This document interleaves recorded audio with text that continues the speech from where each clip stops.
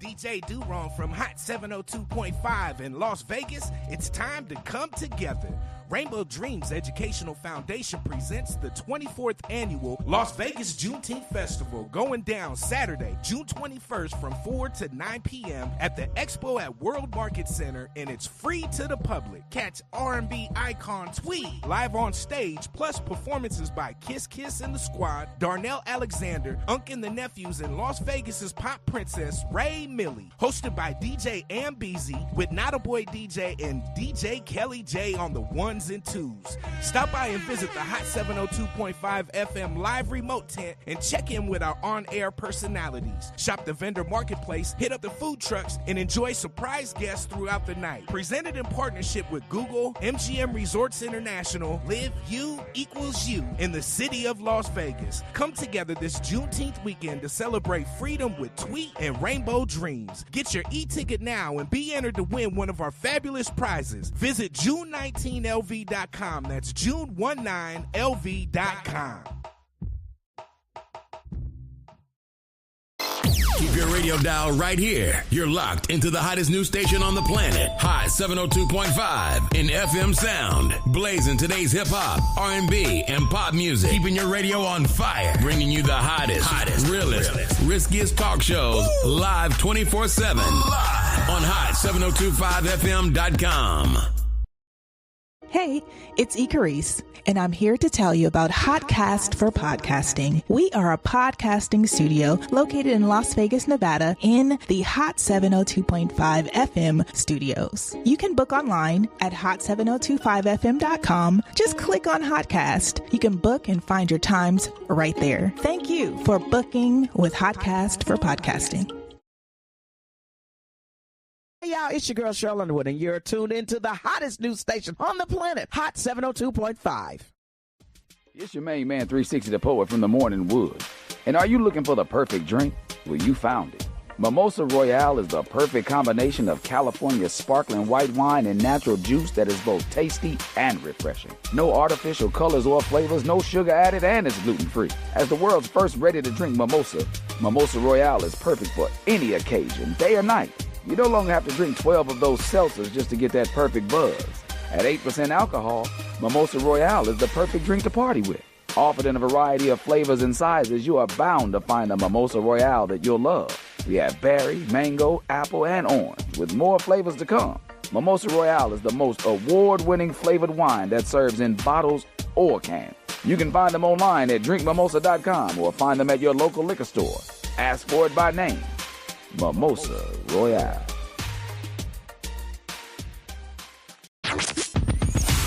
Hi. Hey. What's up?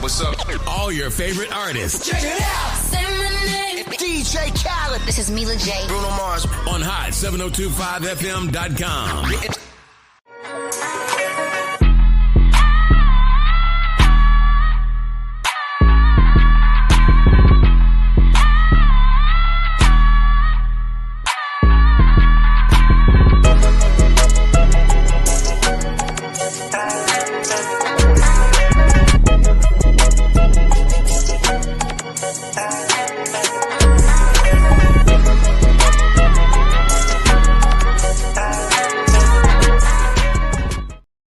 All right. You guys are tuned into the Shady Ass Tea right here on hot7025fm.com. I am Fine Assy Carrice, and I'm here with my cousin host, Sir. Sir, Hey. how are ya? How's it Oh going? my God, it's going really, really well. I'm excited about. Is it? Yes, I'm so sad we missed last week. I'm excited to be back this week. Absolutely. But yeah, I mean, life's. Can I tell you something? So Yes. I've been, recently I've been doing construction, right? I've been being very. First of all, what's your nose? Let me see your nose. Let me see your. Okay, What? you keeping them together or no? Yeah, for sure. I need to get I'm actually going to get my nails done after this. Okay, because Um, because I really need a gel coat would be best for like the work that I be doing. I have on gloves and stuff the whole time, but I just cracked my freaking nail. I'm still over here God. with the stripper nail. Come on, the French. I love it. I was thinking. You know who So else like a French? Anyway, go ahead. We'll talk about that later. So I've been doing Oh my construction God. lately, and while I'm trying to do some other stuff, I Mm-hmm. couldn't go to a work site last Friday, and so I got into it with the foreman about not coming because Mm-hmm. I've never like called into a construction job, so I don't know how that works. I was just like, "Hey, I'm not Okay. gonna be able to come," and he was like, "Do you got a doctor's note?" And I'm like, "No." What do I need a doctor's note for? I'm telling you, I'm not because I normally don't work on Friday. And he was like, "Well, if you ain't got no doctor's note, you got to show up to work." I'm like, "I've already worked 4 days this week. I'm not working a fifth day. That's just not how that's gonna work for me." Mm-hmm. And he was like, "This is grounds for termination." And I'm like, "Are you threatening me?" Termination for whom? For me, right? And He's like, you so could take that job and shove it up your listen. And so I was Diddy. like, hello, period. So then I sent him back some information about like labor laws and like, I started wording things like your retaliation, blah blah, and my phone started ringing. And Mm. so I'm like, now it's 6 o'clock in the morning on a Friday. I'm waking my son up to getting ready to go to school. He was like, voluntarily not coming to work is a terminable offense, and you're supposed to be coming to work. And if you ain't sick, I'm saying, you telling me I got to come to work even if I have other things to do Ill. on a day, right? On a day that I'm normally off is insane. So long story short, he suspended me for 5 days. What? You know what? These employers out here employing I child. got suspended, child, from a construction job that I'm barely working, and I was like, okay, which I'm only supposed to be project managing on, and not even like doing the stuff. But I'm like redoing sidewalks and picking up trash and cutting down trees and all of that, helping build fences and all of that stuff. And then I got suspended for 5 days That's crazy. without pay. I just don't know how that works. I Like, don't so know you either. so you don't have the ability to call in. Maybe it's too soon for you to call in. I don't know if it was too soon. Here's the thing. He didn't like that I was like, you're not going to intimidate me into coming to work today.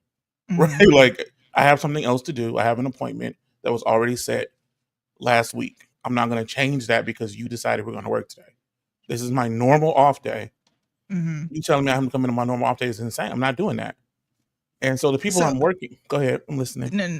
no. Go ahead. People you're working for, because that's The all people I'm I'm about to ask you. So the people I work with and the people I work for. So this Mhm. is like there is for them. It's like, oh, this is like a rehabilitation, second chance, having a hard time finding a job, blah blah blah. I'm just out here because I'm like, oh, this is some money I can make while I'm like in between stuff. Mhm. And so I'm not. For me, it isn't like, oh my god, it's the best thing that ever happened. Did you hear that? No, I Oh, I heard feel like something just real quick, but yeah. So it's probably the it's federales. it's probably him, and so and so they are. Some of them are like just out of prison, on parole, on probation, which whatever. I don't, that doesn't And you're have. like, that's not me.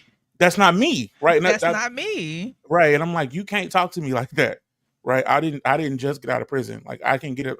In fact, the reason I wasn't there Friday is because I had to turn in had to do a case study for an interview for a different job, right? Mhm. And so I needed the weekend to do the case study. I had just got all the information for it. I needed the day, and I had already planned that. So he was very upset about that. And then he texted me later that night with the suspension papers, and I'm like, cool, I needed the week off anyway, because we got to do another show this week anyway. And so it's like I got time to do 2 shows this week, and I had other stuff. My daughter's prom is Saturday. I got to take her, so we won't be going to get her nails done. Her prom is Saturday. I got a birthday party. So like I needed the week off anyway, so it really just worked out because I was going to be calling out all week. Listen, employment is crazy. It's It is. diabolical. It I'm is. telling you. It What is. they say is diabolical. It's Like, about it's wicked work. it's really interesting not being an employee Mhm. for so long, and then thinking about hearing you or hearing other Mhm. people talk about situations that have happened at their place of Mhm. employment. Yeah. It's crazy. And the thing is that, do you think that we respond to employers like the Gen Zers do now? Like, I need a mental 100%. health day. I don't have time for these shit. 100%. I got stuff to do with my kids. I don't have time for Yeah. these shit. And the thing is, I think that at some point that didn't happen. Mm-hmm. So, like in our older days, right? Back in the Yeah. olden days, Back in the olden they're days, going yeah. to work. They're going to work, you know? 100%. Like my mom and my dad went to work every day. My daddy was on drugs and worked 2 jobs every day. Mm. Okay, so the not going to work thing is like, what? Well, I went to work every day. It didn't matter if her and my dad had gotten in a fight the night before, and it was a hole in the wall. When she got up in the morning, she was gonna put on that dress and go to work.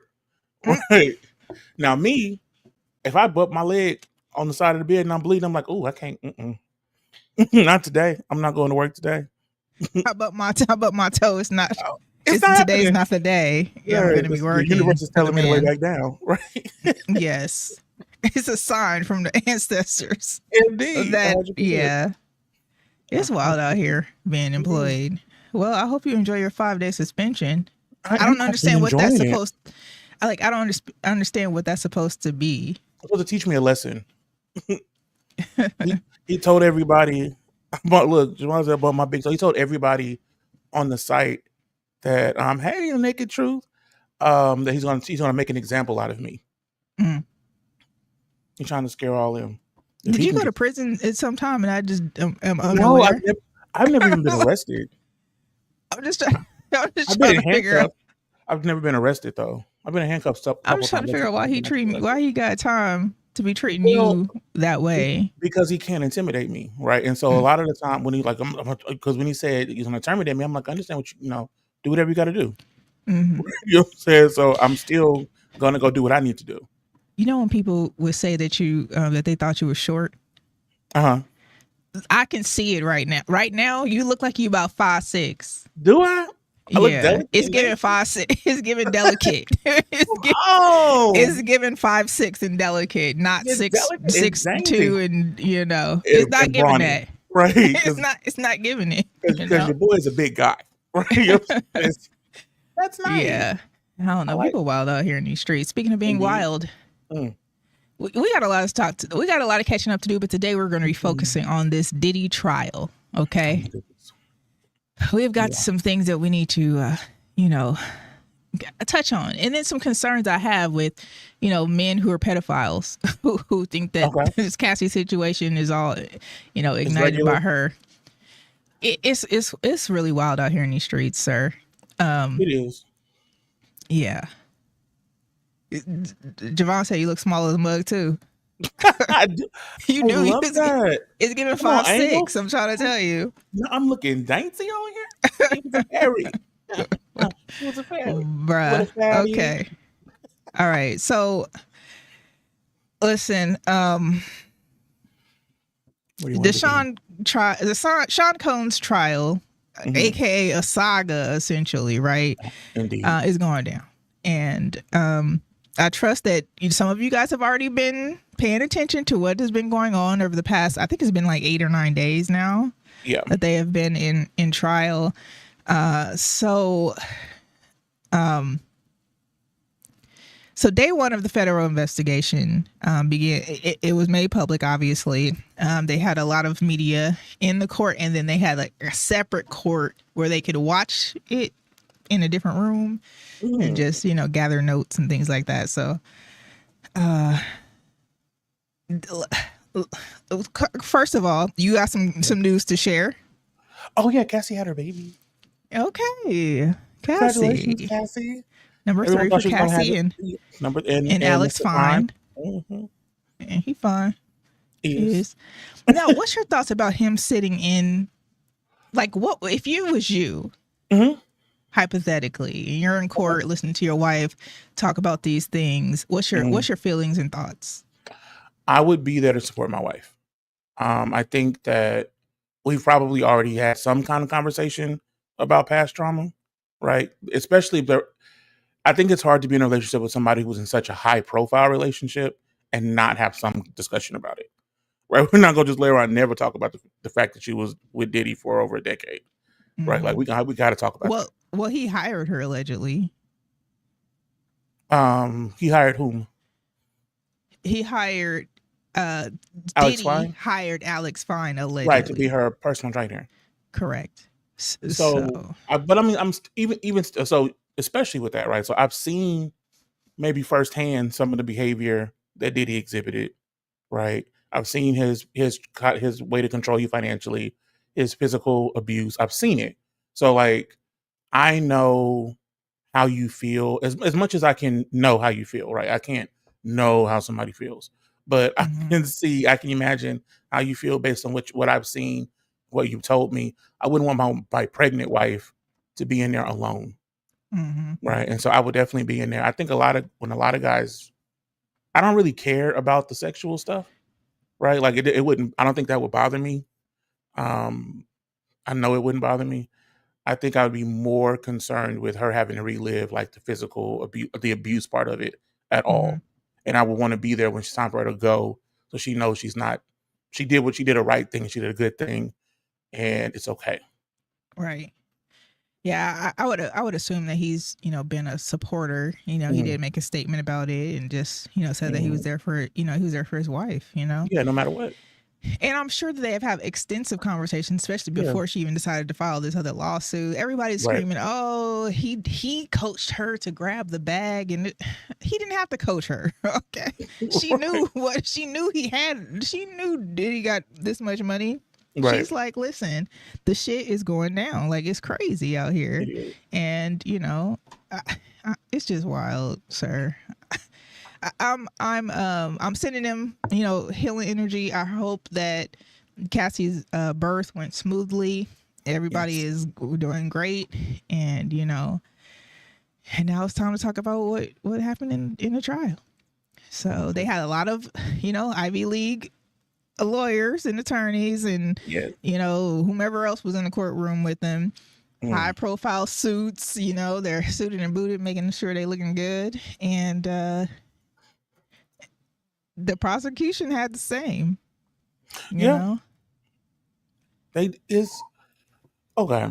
So the prosecution has like a 98% win rate, right? They are. I'm trying to understand what case they're trying to build, right? Because it feels like, just listening to like the recap, initially it feels like they were just trying to build, he is immoral. Right. And he's not like a good person morally. Javon says, "Man, that's tough to listen to my wife go through the trauma, but you got to support." I agree. I would be thinking it's tougher for her to have to relive, for sure. Having to relive trauma is, Jesus. Anyway. And I'm about to make you do that soon. Relive some trauma. Yeah, I'm gonna have to. I mean, reliving trauma is tough. But you got to kind of like really, really do it because avoiding it, I was just talking. Get bottled up, projected towards other things and people.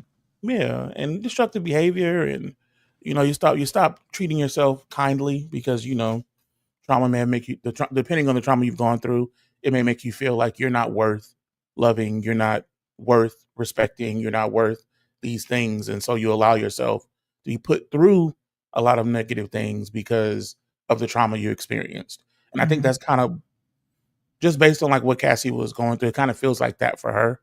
And like when I look at that, I'm like, I recognize that, right? I recognize feeling like, who cares, right? Nobody cares that is happening to me.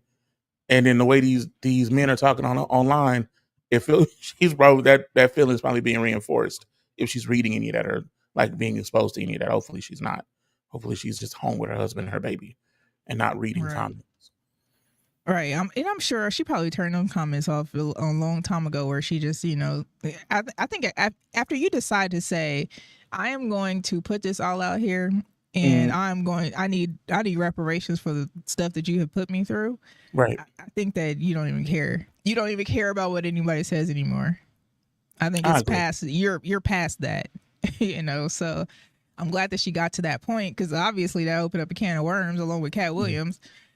So Cat Williams, everything he said happened. It's happening. It came alive, Joe. Not Cat Williams is a prophet. Listen, he knows what it is though. So like so I be thinking about this all the time. So like in the Bible, there's prophets and like all of that stuff, and I'm like, well, if there was prophets in the Bible, it's prophets now, right? Of Is Cat Williams course. a prophet? He could Right? be a prophet, but they're Yeah, all, I mean, I feel they're like a all. prophet could be a series of people. It could be people who are truly psychic. It could be people Mhm, who, can predict the future or mhm. prophesize the future or your Right. future.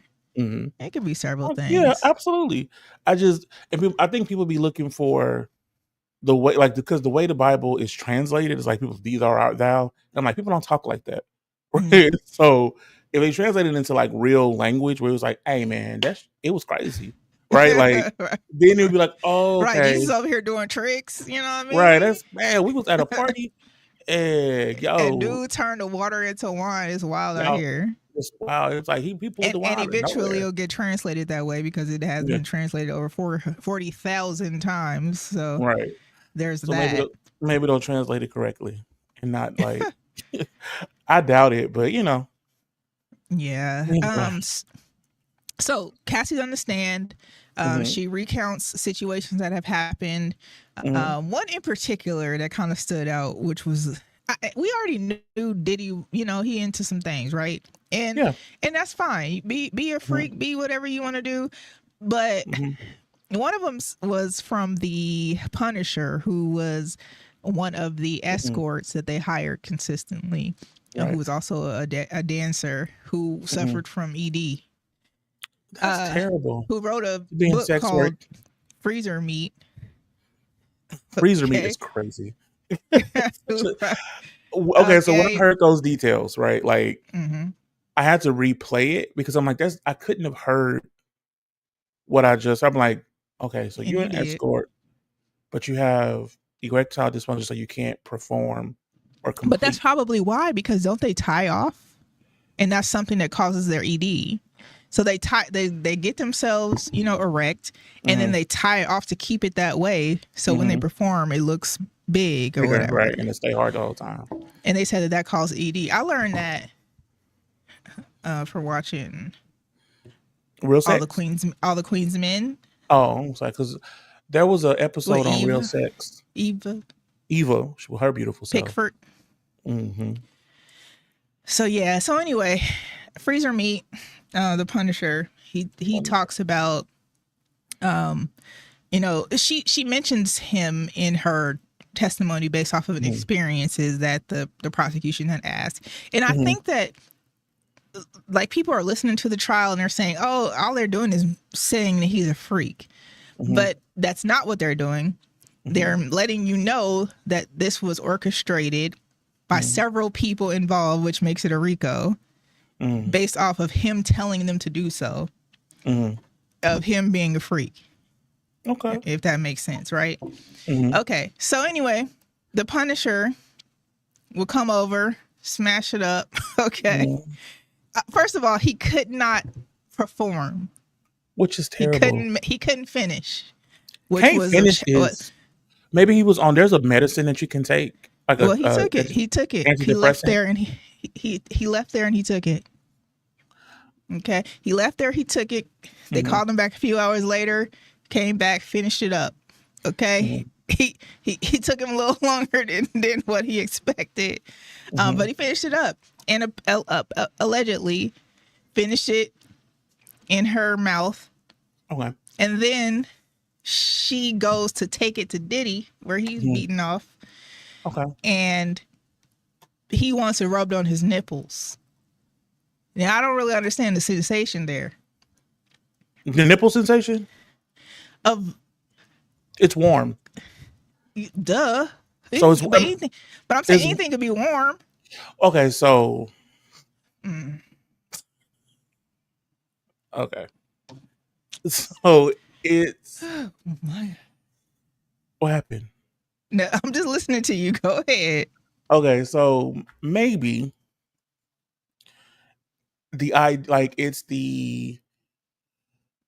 it's the warm sensation, it's the wet sensation, right? Nipples are a big deal in sex, right? And then the feeling of because he's already being cuckolded, right? And so it's already like kind of that humiliation factor is there, and then rubbing that man's semen, on you kind of heightens that humiliation for you, right? Because now he's on you, and it's like, oh, it's gross, right? I'm so dirty. Like it's part of that kink, right? To feel humiliated. Maybe that's to add extra little glaze. To, okay, that makes sense. Yeah, and the prosecution was really trying to. I think that even them deep diving into that will also it gives us monster, and it gives us he told her to contact dude, right. And, it gives us Rico. So I think a lot of people are missing that part when they're going through the details of the story. And there were some details there. It was just really a lot. It was just a lot. It was so I know I don't want to jump around too much, but like when Cudi got on the stage, it's not stage because it feels like a show. Same. It feels like a show.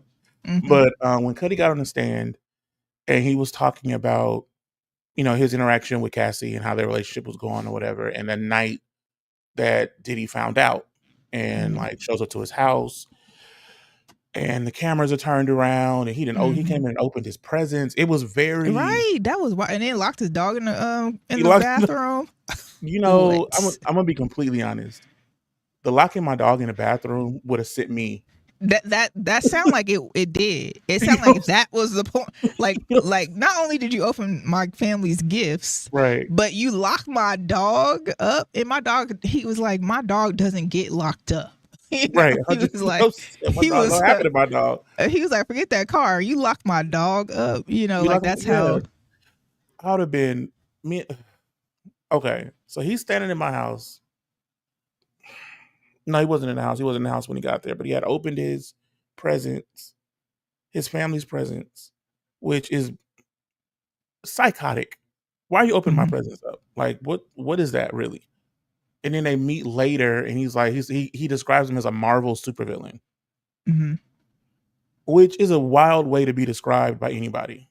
Like and so part of it is like, oh, he's comical. Like it's like unreal how villainous this man actually is in real life, but also that's a really dangerous person because Marvel villains want to take over the world and like kill everybody, right? They're not like kind, thoughtful, nuanced people, right? Like maybe he's like closer to a Tyler Perry villain, like in reality. Well, I mean, but maybe in that moment that's how he saw him. Like he saw him as like. What's Marvel? What? The Avengers? The Avenger. I mean, which one would he be? And as a Marvel villain, that was the Ultron, Age of Ultron. It's probably that one, the smart one. It was a smart robot. I mean, Hulk. Who else we got? Hulk is not a villain. Wolverine. Not a villain. It's not giving Wolverine. It's not giving Black Panther. Not a villain. You got to think about villains now. Nick Fury. Not a villain. Nick Fury isn't a villain. Okay. No, you being racist now? You just because he black? No, I'm just trying to see where. I'm just trying to be in Kid Cudi's head and understand which one he think of. Or maybe he meant to, or maybe he meant to say a DC comic villain. No, he said. I think Kid Cudi. Because didn't he play Joker? Didn't he do Joker for Halloween? Yeah, and somebody said it was the scariest thing they had seen. Yeah, that's what I'm saying. So I'm thinking maybe he meant to say that. But either way, I think back to this. I want to say Kid Cudi knows the difference between Marvel and DC. Just he seems like that kind of nerd to know. Marvel's giving Save the World. But when you're on the stand, like Thanos. Okay. Okay, so Cassie, recounts a situation where she had with Kid Cudi. She was dating him. Diddy found out she was dating him. Diddy goes to the dude's house, did what you said, moved allegedly. The cameras were moved. The dog was locked up. The presents were opened, and he's talking. Kid Cudi calls him and was like, "Hey man, you at my house?" Right, 100%. He's I'm here waiting for you. Boy, that's crazy. You're here That's waiting. Don't go nowhere. you at my house? Yeah, I'm at your house. And Yeah, that definitely gives TV Yeah, it's mobster. right. So I think it's this like No forced entry. Yeah, the psychological game he's playing with everybody. Like I am bigger than you. There's always that, right? Like I'm bigger than you. I'm stronger than you. I don't know if you ever seen Matilda, but I'm bigger than you. I'm smarter than you. I'm stronger than you. I know you lying. You know, I'm just saying. Where her dad was like, I'm bigger than you. I'm smarter than you. I tell you what to do, right? Like it's always given that when he's dealing with everybody, like he's so much bigger than everybody else. I was listening to Touré. I was listening to Touré recently, an interview he did with the lady who did the Fall of Diddy. Right. And he was saying like Diddy hasn't had a boss since he was 25. Right. Like a real boss since he was 25. And so kind of like we were talking about earlier, he's like, he doesn't have there's no one telling him, no, stop, don't do that. Right. And he just, all he's doing is getting more and more wealthy. And so there's just and more powerful. They're more and more powerful. And more and more arrogant. Right. Exactly. More and more egotistical. Right. So watch out. Watch it. Right.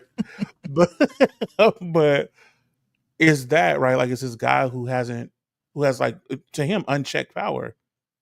Right. And so it is always that like you're in my house. What? What would make you think that's the? I mean, you don't understand like pulling up on somebody, right? Being outside somebody's house, right? But he was in the house chilling on the couch. I'm picturing this. He in the house chilling on the couch, open up the presents, like in slow motion, like in slow motion, not even like in an urgent matter. Okay, no, he's just going through, through his stuff. He could have come home at any grab time. something out the fridge. Yeah, I'm thinking like he went and got a Gatorade. He might have used the bathroom. Like it was just, you're just in your house. And then like later it was like, oh, I'm sorry about all that. What? My guy. But Capricorn, I don't know the lady last name. Did you? Capricorn. Hold on. Let me see, because she told a different version of that same story. So she was saying that Clark. Capricorn Clark. She was saying that so everything was the same up until the point where we get to the house, right? We got that going again. That sound. I'm gonna mute you real quick. So Capricorn Clark, right? And I'll have Sir come back in and deep dive on that.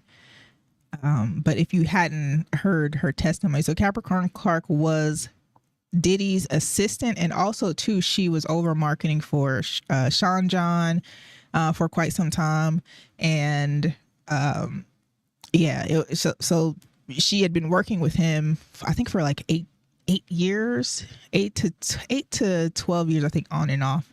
It sounded like, and she allegedly was blackballed when she left him. They may have had some sort of sexual affair during this time. And, she warned Cassie about being with him and, so on and so forth. So, sir, I'm just giving an introduction of who Capricorn Clark is. And then you can go ahead and proceed. Okay.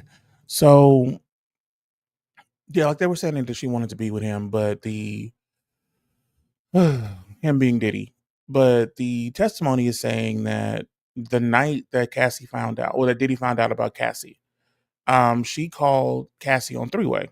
It was Cassie, Lauren London, and Capricorn on the call together. Am I coming through clear? Is it buzzing? Okay, cool. No. And so they were trying to trip her up on that part of the testimony. We're like, okay, well, were you in a three-way? Or what? She said, I believe I was in a three-way call with Lauren London, Cassie, and he was in the background. Kid Cudi was in the background and heard Cassie say, oh, he's at his house. Like he heard that he was at his house, and went, then at that point called Diddy and went over there. But according to Capricorn, Diddy chased.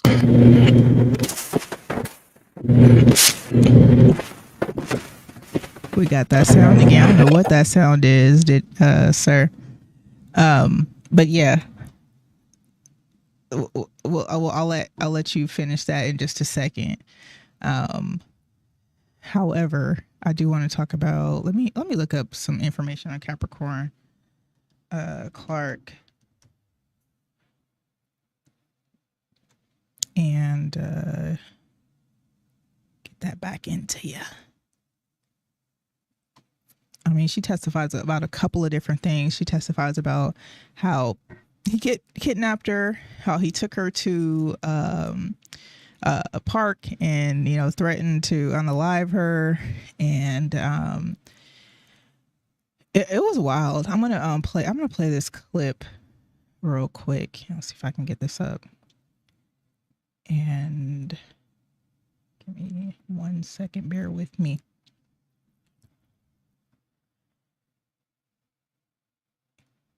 She was running and screaming and scared for her life. That testimony from a former assistant to Sean Diddy Combs describing an alleged encounter between him and Cassie Ventura on vacation.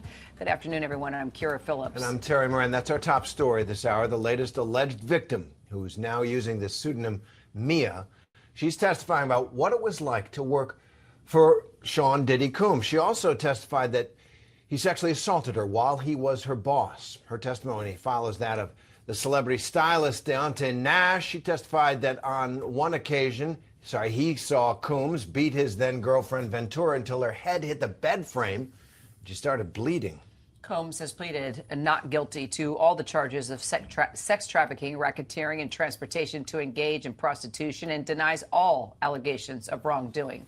Legal contributor Brian Buckmeyer joins us now from outside court there in New York. So what do you make of Mia's testimony, Brian?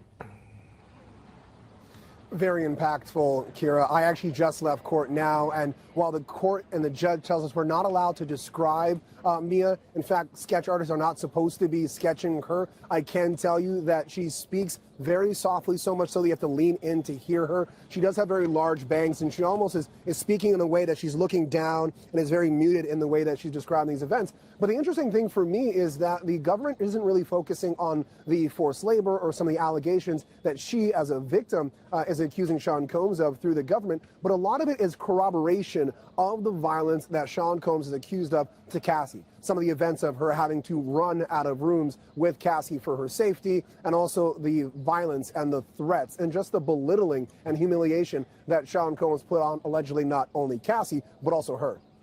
So a corroborating witness there, building the prosecution's case against Combs. And there was also this celebrity stylist, Deontay Nash, also a corroborating witness?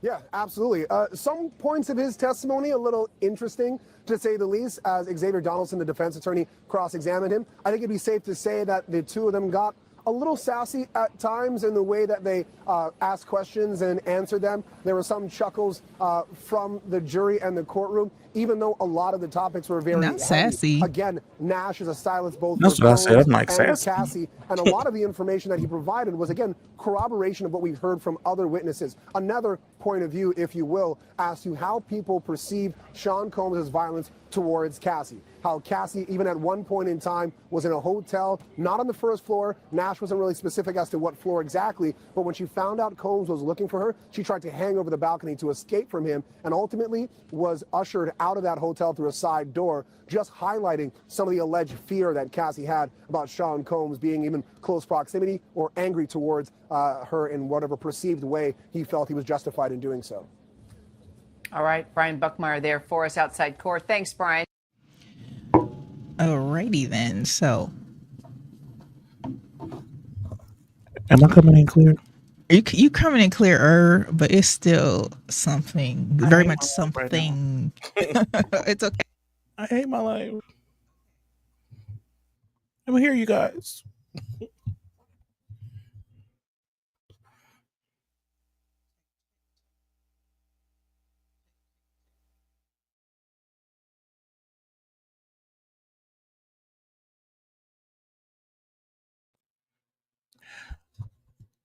So, Can y'all hear me? Can y'all hear me coming through? Am I coming in clear?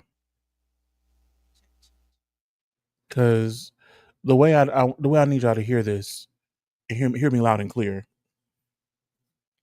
So being sassy in a courtroom is crazy. I feel like if I was in a court and somebody was asking me a bunch of questions, I 100% would be giving attitude. And not like intentionally, not like trying to be smart mouth, but because like my natural inclination is to be sarcastic back when someone asks a question I feel like they know the answer to. And I feel like a lot of times lawyers be asking questions they think they know the answer to. And they trying to and anytime somebody trying to outsmart me, I'm gonna have an attitude. And so they'd have been describing me as sassy in the courtroom. And I think they describe me as sassy anyway, just because that's generally my demeanor. Even when I'm trying to be nice, people be thinking I'm trying to be sarcastic. That just is what it is. But I want to see. When we talk about like Don Richards, right, or Richard, I don't know if that's which one she's going by now. Her testimony was essentially like destroyed by the defense, and a lot of it has to do with the fact that she literally just made an album with him maybe last year, 2 years ago. And everyone's like, okay, why are you still talking to him if he was so bad, if he saw all these things, right? Which is, we were talking about earlier, like the mindset of somebody who's been abused, the mindset of somebody who's been traumatized, and you attach to good things, right? Like there might have been good parts of it. Like everything's not horrible. An abuser can't continue to abuse every day. It's just constant abuse, right? Because that's a different thing. That's terror, right? But if the abuser kind of beats you up, takes you on a trip, takes stuff away, and then showers you with gifts, right? Abuses you, puts out a song for you, right? So these things, you want to attach yourself to the good things and say, okay, well, this person isn't all bad.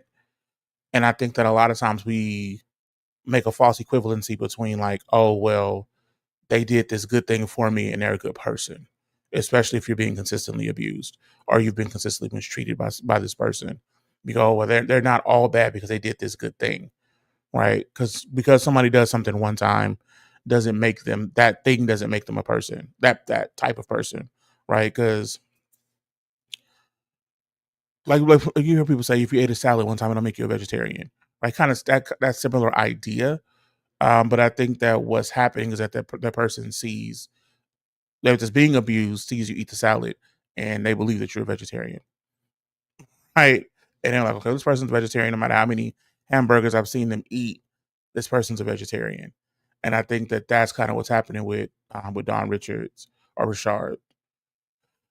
I'm kind of excited to see where this goes as we continue through.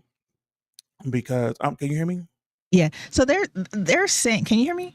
I can hear you absolutely. They're saying that the testimony from Capricorn Clark was significant enough because it kind of gives out the whole RICO, who's involved, who did this. For sure. Yeah, it gives all of those things, and her being blackballed and all of that. So I think that there's definitely some. I mean, I think they got 8 weeks of this trial. Yeah, it's a lot. So they got a long. They're trying to build it up. They create. I would assume that they're creating a monster. Yes. By slowly, also telling you about how he's the ringleader and placing the RICO where it should be placed, and I don't think that some people say, oh, it's not looking good for the prosecution. They think that Diddy go get off, but I don't think that he's going to get off. I don't think he's going to get off. I don't think that. No, he's not going to get off. I think the prosecution has quite a bit of information and quite a few more witnesses. Because even with, again, I was listening to Turek and he was interviewing the lady that did the Fall of Diddy. And there were people that wouldn't do interviews for the show. And the assumption is they were prepping for this case. And so they couldn't be on this show and prepping for the case, right? And so there may be interviews from Farnsworth Bentley. There may be interviews coming from. Do you think Farnsworth? Listen, I've been following him on Instagram for quite some time, and he's been quiet.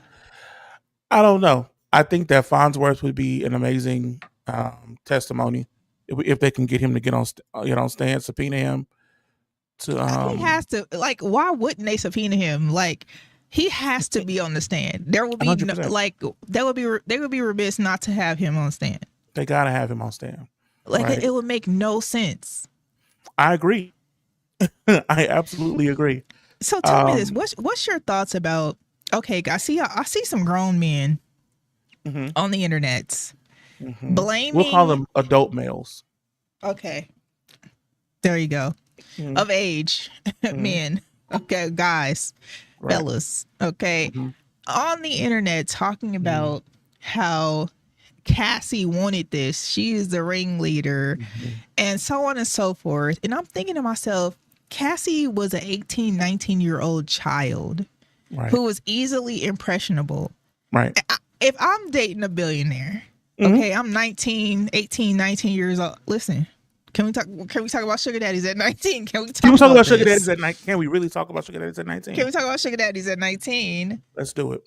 And you get a home. Hello? Can we talk about it? Can we talk about like what that would be like? And that's not even having to give him no sugar. Right. Okay. So I can only imagine. So you in a situation, maybe you get in a Rolls Royce, maybe you got a penthouse condo, maybe you get to go to experience all of these things. Maybe he's paying your mama and your daddy's bills. Right. Maybe you got a sick cousin and he got him the best medicine that's out there. And you're like, maybe I just gotta endure this slap because my cousin is living. Right? Like, what do you do? Like just the thing is, and I posted this on my social media, the same men that are talking about Cassie wanted this and she initiated this, she's, arranged the freak offs and she kept saying she wanted the freak offs, are the same men that'll be at your daughter's junior high school trying to pick her up from school. Listen, clock that. That's it. Because these are the same men who are mad at Deontay Kyle for saying that we got to be held accountable for harassing women, right? And it is insane the amount of men that are like, well, yeah, he pandering. What's wrong with these women? These women gotta be. And I'm like, y'all don't even understand how every time you expose yourself in the comments, how you're reinforcing the point, right? Like you are unsafe place for a woman, right? Like women don't feel safe around you. And they never will because you are okay with them being hurt and kind of dismissing it because you're obsessed with this man. Right? Oh, she wanted it. Go ahead, I'm listening. No, go ahead. She wanted it. She wanted it. Is very much the same thing as what was she wearing? What did she say to him? Why was she there? What was she doing? Like figuring out a way that is not the man's fault that he made a decision to hurt somebody. Very much the same. Right. It's the same thing. Like, well, what did she wear to make him do this? What did 100%. Like, the thing is that I'm like, you literally do not understand that this chick was still a child. Right. And this dude was so impressionable, so big, so powerful that she couldn't even like pull herself away from this man. There are people who are talking about why she didn't leave him, right? Who can't tell their boss they're not coming to work. You know what I'm saying? Like, just for instance, right? Like we talked about at the top of the show, threatened to fire me. I'm like, fire me, I'm not coming, right? Because I already have something, I got something else I got to do, right? There are people who will be like, oh, he's going to fire me, I got to go.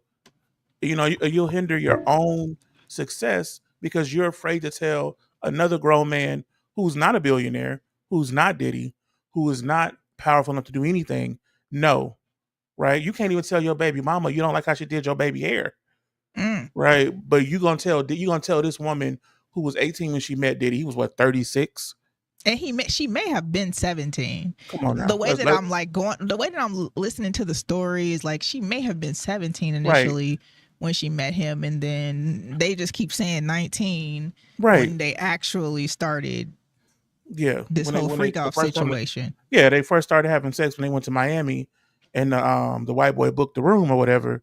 But I mean, even that, right? Somebody fly you out to Miami on a yacht, 4-star, 5-star hotel. Like literally one of the most powerful black men that in the world. In the world.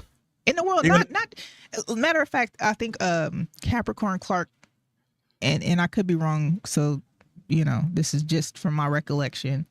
She said allegedly that Cassie said to her, if they broke up, who else is she gonna date? Jay-Z is already taken. Hello. Where I'm going?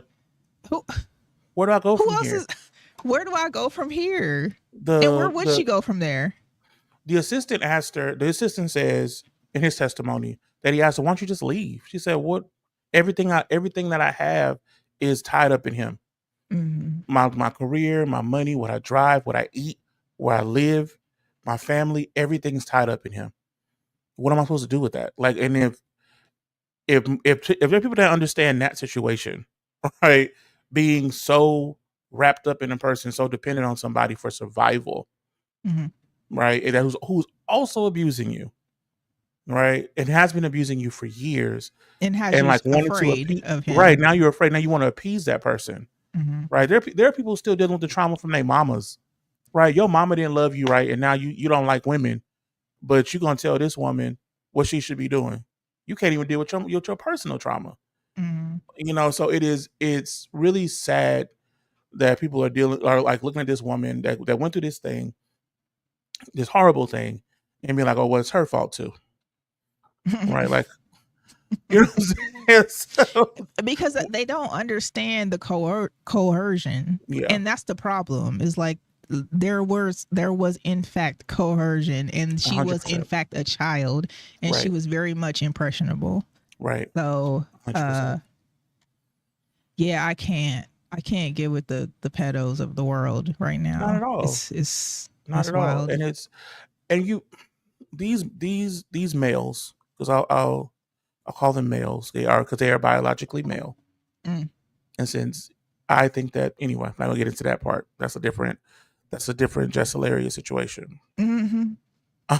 Listen, and Jess Hilaria was correct. I'm sorry. What was she correct about? She was correct. She was just saying. She just basically said that women, biological women can have a child. The only thing was the ladies. She just changed the verbiage. She basically said the same thing. She just saying, well, people identify as a woman, not a biological woman.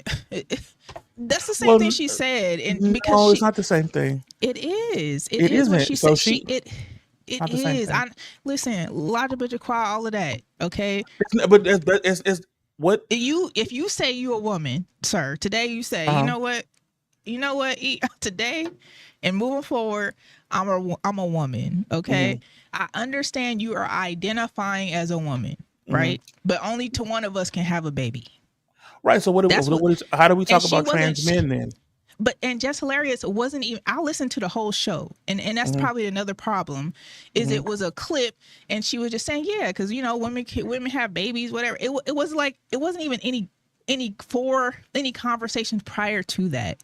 It was just her saying, yeah, because women have babies and blah blah blah. It was just that, and then the lady put in her perspective of the biological versus this and that. And she was like, all right. Jess was like, well, no, it's so saying what I understood is that they're about, because I've dated trans men. 1 minute. Go ahead. Oh, okay. We want to get to it. No, go ahead. Dated trans men. So how they identify and how they present is that as woman. Biologically, they're female. It's not the same thing. Those things are not congruent. Yeah, that's what she was saying. But the thing is that Jess Hilarious wasn't trying to deny anybody else the opportunity. All Jess Hilarious was saying, if you listen to the whole show, and you can go back, you can listen to it on the podcast for the Breakfast Club. I listened to it. The people with there was no uterus precursor to the conversation. There was nothing else. It was just what she said, just what just Hilarious said in that moment. It was no like she wasn't trying to be malicious, nothing. It was just that she was saying, yeah, because you know, women have a uterus, they can have that's it. It wasn't even like she was trying to imply anything. The only person who made it, anything more was the lady who tried to explain biological female woman, whatever. And Jeff was like, yeah, okay. And that was it. And they made it more than it was. I knew when I listened to that, because that I think that show came on either Monday or last Friday. I knew when I listened to it, I said, they about to make this a clip. I knew it when I heard it. And I listen to the Breakfast Club every day. And shout out to Jess Hilarious. Shout out to, all the Breakfast Club and all that good stuff. And shout out to you, sir. Where can they find you on social media? The Sir Armstrong IG and Sir Armstrong on Facebook. All righty. I need to get a TikTok. Yeah, you do. The dances. I guess we'll pick up where we left off here today, next week. Thursday, 3 p.m. right here on hot7025fm.com. You can find me on all social media platforms at eCarrice. That's ECARRICE. I have a uterus. Bye, y'all. Bye, y'all. DJ Durong from Hot 702.5 in Las Vegas. It's time to come together. Rainbow Dreams Educational Foundation presents the 24th annual Las Vegas Juneteenth Festival, going down Saturday, June 21st from 4 to 9 p.m. at the Expo at World Market Center, and it's free to the public. Catch R&B icon Tweet live on stage, plus performances by Kiss Kiss and the Squad, Darnell Alexander, Unk and the Nephews, and Las Vegas's pop princess Ray Millie. Hosted by DJ Ambeezy with Not a Boy DJ and DJ Kelly J on the ones and twos. Stop by and visit the Hot 702.5 FM live remote tent and check in with our on-air personalities. Shop the vendor marketplace, hit up the food trucks, and enjoy surprise guests throughout the night. Presented in partnership with Google, MGM Resorts International, Live You Equals You in the city of Las Vegas. Come together this Juneteenth weekend to celebrate freedom with Tweet and Rainbow Dreams. Get your e-ticket now and be entered to win one of our fabulous prizes. Visit June19LV.com. That's June19LV.com.